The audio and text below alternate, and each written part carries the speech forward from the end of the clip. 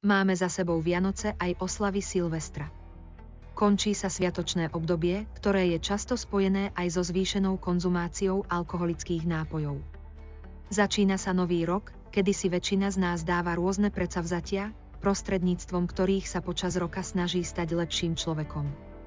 Medzi ne patrí aj obmedzenie či úplné vylúčenie alkoholu zo života. Dôvody na abstinenciu sú rôzne.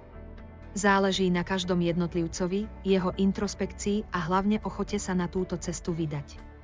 V súčasnej spoločnosti, ktorá je presiakla zvýšenou spotrebou alkoholu, jeho prehnanou propagáciou a nezmyselnou akceptáciou skrytých aj evidentných závislostí, je cesta abstinencie dosť ťažká. Avšak pre niektorých s najväčšou pravdepodobnosťou potrebná, skôr, než prekročia krehkú hranicu závislosti, cez ktorú sa ťažko vracia späť. Ak ešte nie ste rozhodnutí, alebo si myslíte, že nemáte problém s alkoholom, skúste sa zamyslieť, či sa vám počas sviatkov alebo v poslednom období neprihodili podobné situácie. Alkohol k zábave.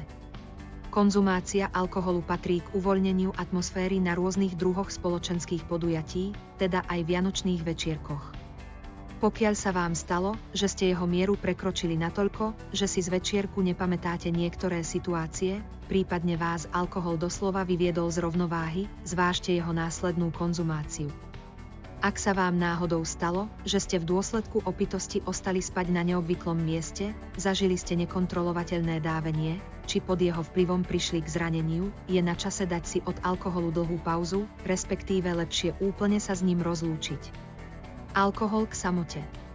Ak ste sa ocitli v situácii, že vám alkohol pomáhal zvládať pocity samoty a iné psychicky vypäté stavy, ktoré sú počas Vianoc intenzívnejšie, tak tiež by ste sa mali zamyslieť nad abstinenciou.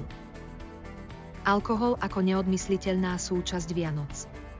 Ak ste počas sviatkov a dní voľna konzumovali alkohol vo zvýšenej miere, z akéhokoľvek dôvodu, tak tiež by ste mali zvážiť určitý čas abstinencie, počas ktorého zistíte, do akej miery ste alebo ešte nie ste na ňom závislí.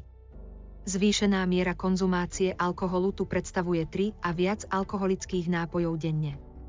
Ak ste sa rozhodli, že tento rok začnete abstinovať, alebo ešte nie ste rozhodnutí, máte pochybnosti o vašom nábehu na závislosť, sledujte tento blog. Určite tu nájdete odpovede na mnohé otázky a návody, ako sa najlepšie zbaviť alkoholu aj prípadnej závislosti.